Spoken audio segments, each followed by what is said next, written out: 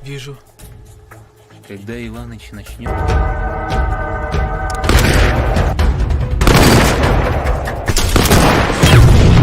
Gimana kabar kalian hari ini? Semoga sehat selalu dan dimudahkan segala urusannya. Pada episode kali ini, Mimin mau ngebahas alur cerita film yang berjudul Ryadovoy Cherin yang dirilis pada tahun 2020. Berlatar belakang Perang Dunia II di mana saat itu Jerman sedang menginvasi Uni Soviet. Terdapat seorang penembak jitu Jerman yang sangat merepotkan dan kerap kali membunuh pasukan Soviet. Duel sniper kemudian tersaji di mana pasukan sniper muda dari Soviet berusaha menghentikan langkah sniper Jerman. Ya udah tanpa berlama-lama lagi, mari kita masuk ke filmnya. Semonggo.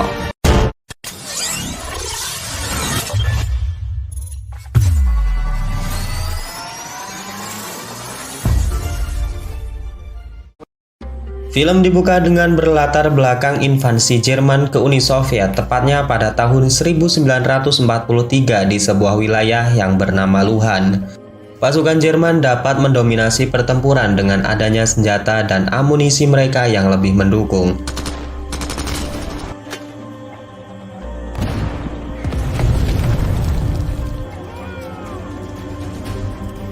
Pasukan Soviet harus bahu-membahu merapihkan kembali barisannya, sembari bertahan dari gempuran mortir dan senjata mesin yang digunakan oleh Jerman.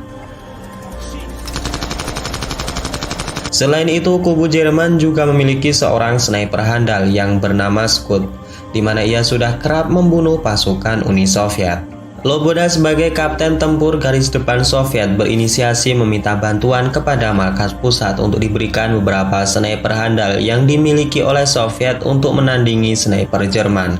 Namun apesnya bantuan pasukan sniper yang hendak diberikan oleh Uni Soviet justru tewas mengenaskan setelah dalam perjalanan mereka dibantai oleh pasukan udara Jerman.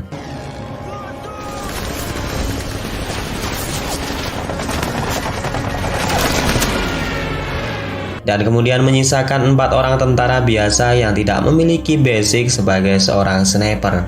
Dari keempat pasukan Soviet yang selamat itu, seseorang di antaranya bernama Igora. Dari perawakannya, ia memiliki darah Asia yang mengaku sebelum berperang dulunya ia adalah seorang pemburu.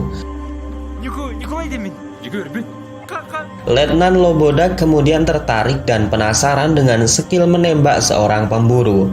Ia kemudian dibawa ke sebuah hutan dan diminta untuk menembak target yang sudah disiapkan.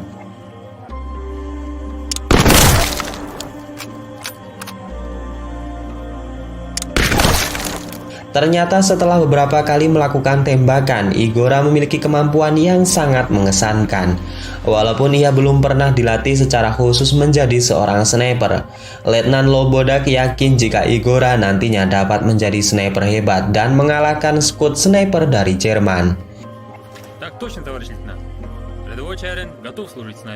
Singkat cerita, Igora ditugaskan menjadi seorang sniper di medan pertempuran.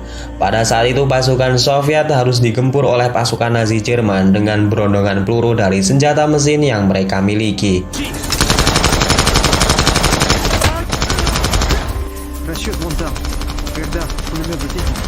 Igora yang menjadi sniper kemudian memberanikan diri melepas helm besinya untuk kemudian membidik 3 orang musuh yang menggunakan senjata mesin.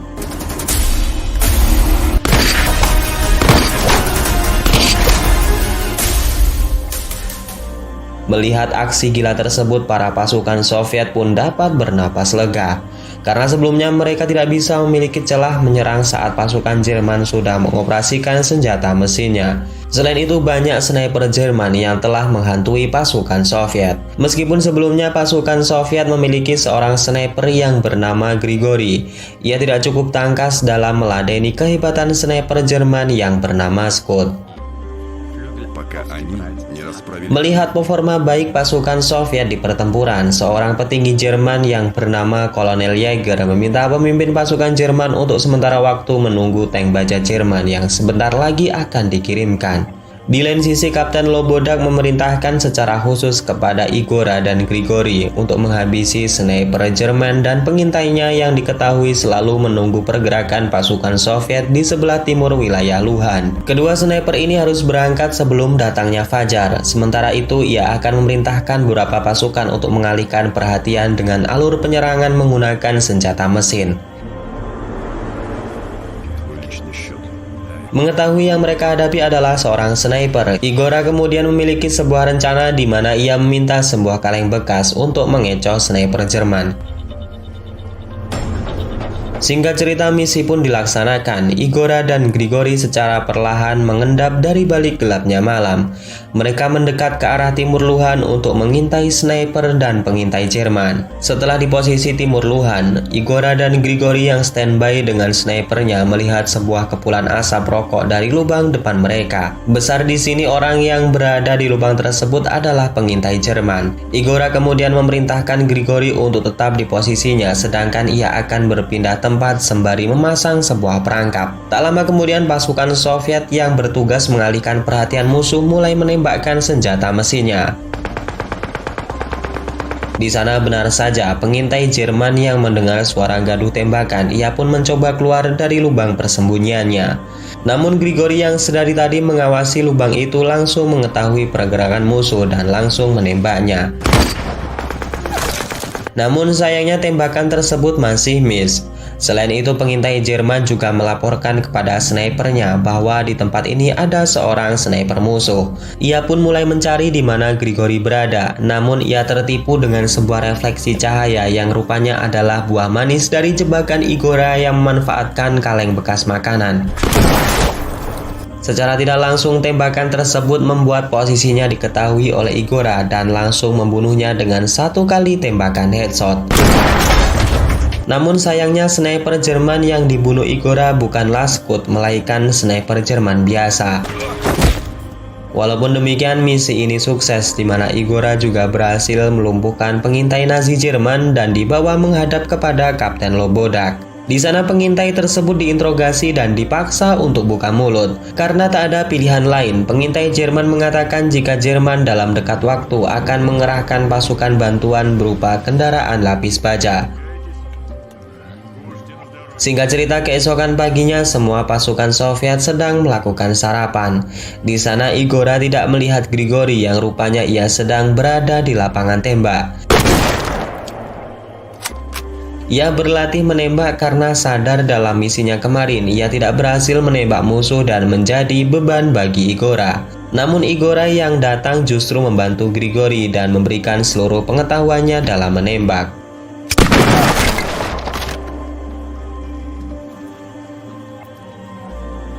Setelah selesai berlatih, Igora kembali dipanggil oleh Letnan Lobodak. Di sana Igora diberikan misi berat untuk menghancurkan sebuah jembatan yang nantinya akan dilewati oleh pasukan tank Jerman. Igora akan dibantu oleh beberapa pasukan infanteri Soviet dalam menjalankan misi tersebut. Sedangkan Grigori akan kembali bertugas menjadi seorang sniper di garis depan pasukan Soviet. Singkat cerita, misi dilaksanakan pada malam harinya. Igora dan pasukan infanteri mulai merayap melewati pos-pos pertahanan Jerman hingga sampailah mereka di dekat sungai yang mana terdapat jembatan yang akan mereka hancurkan.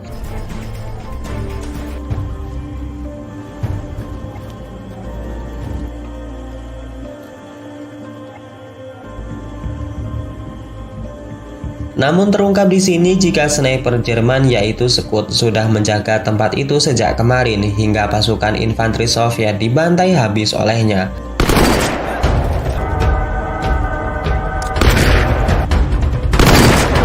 Igora yang melihat teman-temannya mati berusaha untuk mencari keberadaan Scud. Namun kamuflase yang sempurna serta jarak pandang teleskop yang kurang memadai membuatnya harus berpikir keras. Namun Igora yang cerdas kemudian menggunakan sebuah cermin yang kemudian hal itu langsung direspon oleh Scud.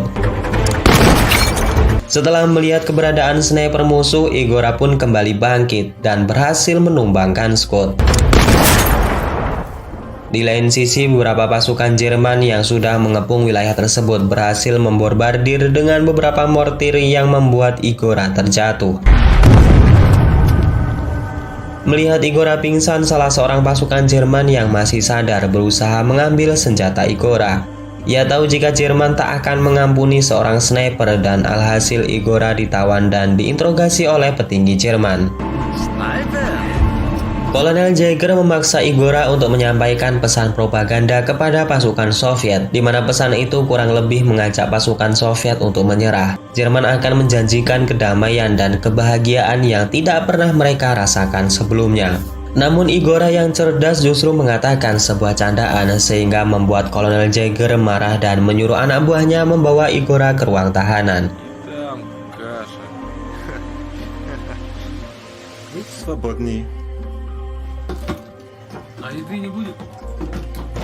Tak lama kemudian Kapten Jäger didatangi oleh sniper Jerman yang tak lain adalah Scott. Rupanya duel sniper tadi tidak membuat Scott tewas. Ia hanya terluka karena serempetan peluru di pinggir pelipis kanannya. Kapten Jäger mengatakan kepada Scott bahwa ia tidak perlu risau dengan adanya sniper Soviet, karena menurut pasukannya ia sudah tewas bunuh diri.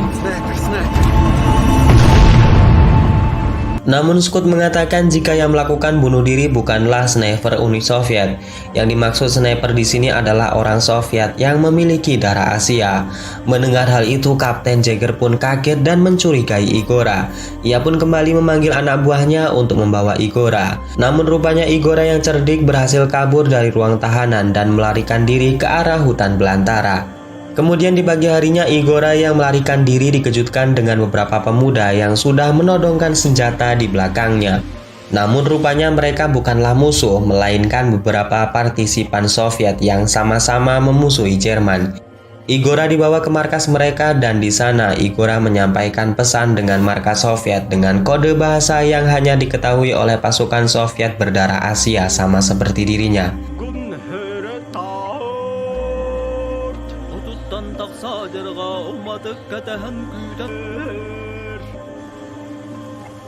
Igora mengatakan jika pasukan tank Jerman sebentar lagi akan datang karena saat kabur tadi ia sempat melihatnya. Kapten Jäger yang juga meretas pembicaraan itu tidak bisa mengetahui apa yang telah dikatakan oleh Igora dan lagi-lagi ia dibuat kesal oleh tingkah sniper cerdik ini. Selesai menyampaikan pesan, Igora kemudian meminta bantuan kepada pasukan partisipan untuk meledakkan jembatan dengan menggunakan sebuah mortir Jerman yang sempat ia dapatkan dari hutan. Di lain sisi, di garis depan terjadi pertempuran hebat para pasukan Jerman dengan Uni Soviet. Pasukan Nazi Jerman yang mendominasi serangan menggunakan senjata mesin membuat pasukan Uni Soviet kewalahan.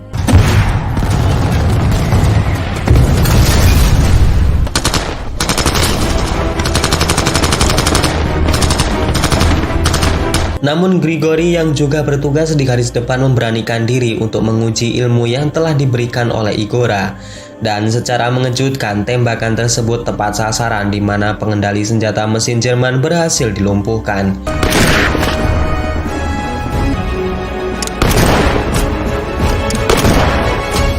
Melihat tempo pasukan Jerman mengendur, akhirnya secara serentak pasukan Soviet diberi komando untuk maju menyerang sehingga berhasil memukul mundur pasukan Jerman.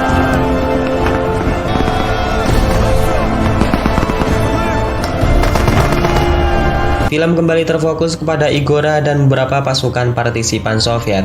Mereka telah meletakkan mortir di sebuah bilah kayu di bawah jembatan. Ia akan menembak mortir dari kejauhan yang nantinya mortir akan meledak dan membuat rubuh jembatan. Namun Igora tak cukup yakin mengingat hanya 2 peluru lagi yang ia miliki dan harus tepat mengenai sasaran. Setelah mencoba peruntungannya di tembakan yang pertama, ternyata keraguannya memanglah benar. Peluru yang ia gunakan tak cukup kuat untuk menembus baja mortir.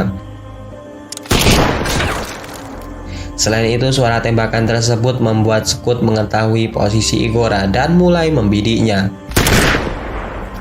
Setelah meyakini tembakannya telah membuat musuhnya tewas, Scott pun mencoba untuk memeriksanya. Namun kecerdikan Igora kembali diperlihatkan di mana hal itu memang siasat Igora yang sudah meletakkan orang-orangan palsu sedangkan ia berhasil menghabisi Scott dari belakang. Setelah menghabisi hantu sniper yang sudah banyak menewaskan pasukan Uni Soviet, Igora pun menggunakan senapan Scud untuk menembak mortir tepat sebelum pasukan tank Jerman berhasil melewatinya.